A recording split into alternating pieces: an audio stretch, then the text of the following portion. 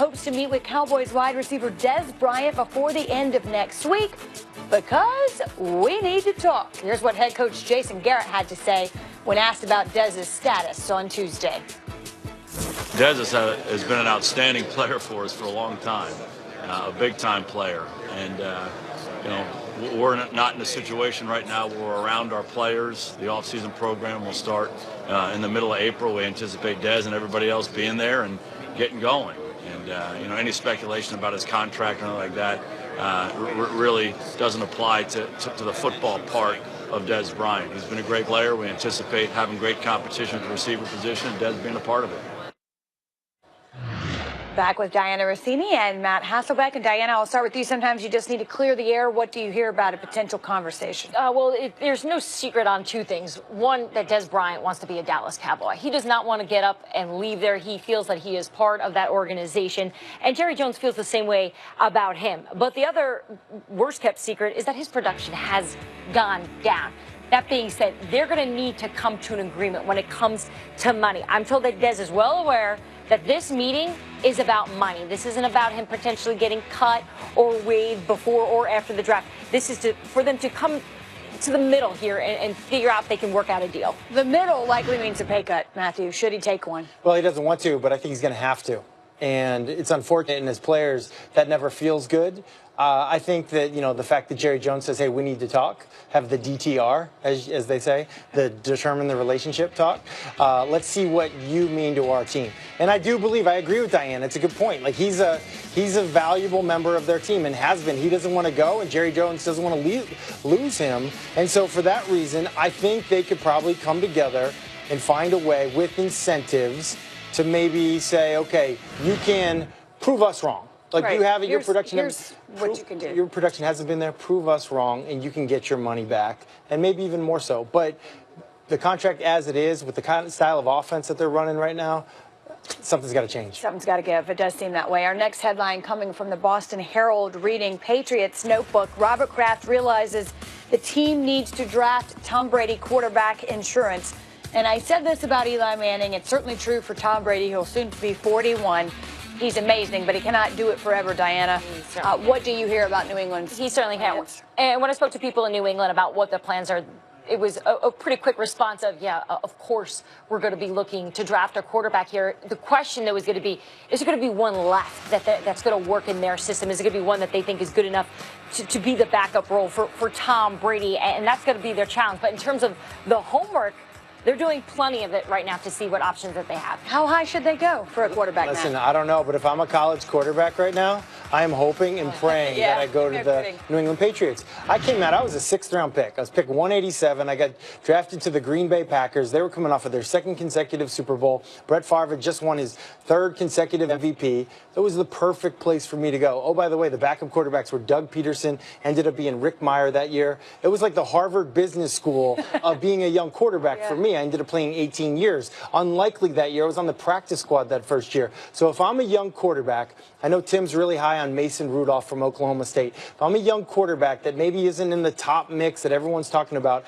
if I have a chance to get to a team like the New England Patriots and spend a year or 2 or whatever, just like getting some of that Tom Brady magic, go on his diet, like whatever you got to do. Jimmy Garoppolo, how that worked out. It worked out pretty well. That would be a great thing for that young quarterback and potentially for the New England Patriots. Young quarterbacks don't always want to hear that, the sit and wait, but 18 years is the most important number you just used there. I think the most important was Tom Brady. Well, being around Tom Brady. Yeah, that's the number, grad school ever. And his fashion. Giselle says he's got the best fashion, too. Our final headline for the Miami Herald. How is this for culture change?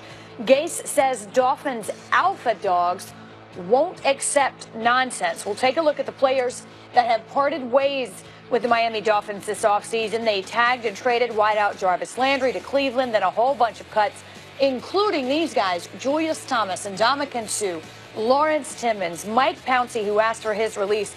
Why do we see this mass exodus, Diana, in Miami? You know, Wendy, I reached out to a source in Miami today and just sent him the quote that Coach Gase put out there calling them alpha dogs. And he said, well, that's putting it very professionally and nice, meaning that there were a lot of strong personalities there, and there is definitely a fear that it was getting out of control, and it started to.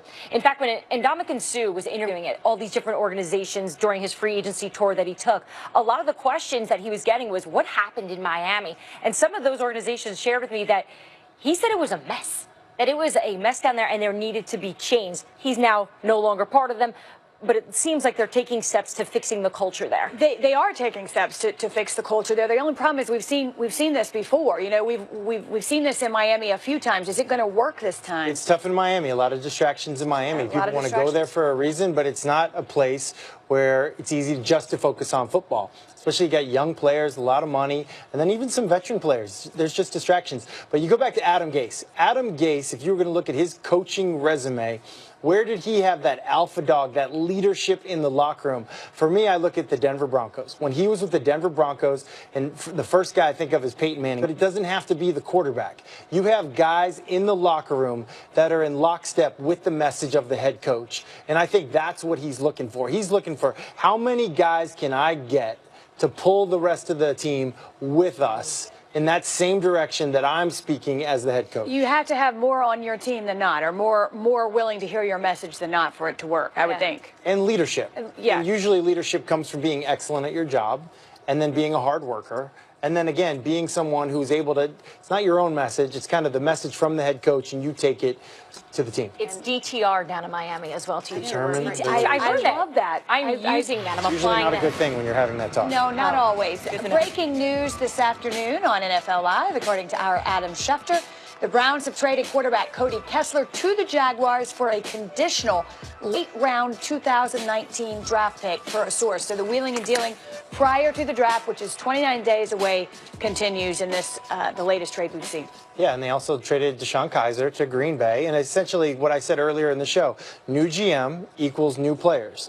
And they might go get players that are similar to the previous players, but they're not my players. There's somebody else drafted you, you're not my guy. And that's the case Cody Kessler. It wasn't too long ago that Hugh Jackson was like, this is my guy, just trust me on this. Do you trust me? I know he can play, but there's a new boss in town. That's John Dorsey. Said that a lot last year, and then it was Kaiser's turn. He's our guy. We're sticking with him. We saw that. But yeah, like you said, they're clearing house here as they're making room for That's been the case in Cleveland with quarterbacks for many, It's going to change. It's going to change. They're going to get it figured out. They are. This is it. You're calling it right now? Yeah, John Dorsey, I believe in it. All right. It'll be Speaking of fine. Jacksonville, Calais Campbell is with us. There he is. Joining us from Saxonville, I should say. He's a beast. Talk about that Great Jags player. defense and the competition they may have for top line in the league. We'll be back right after this.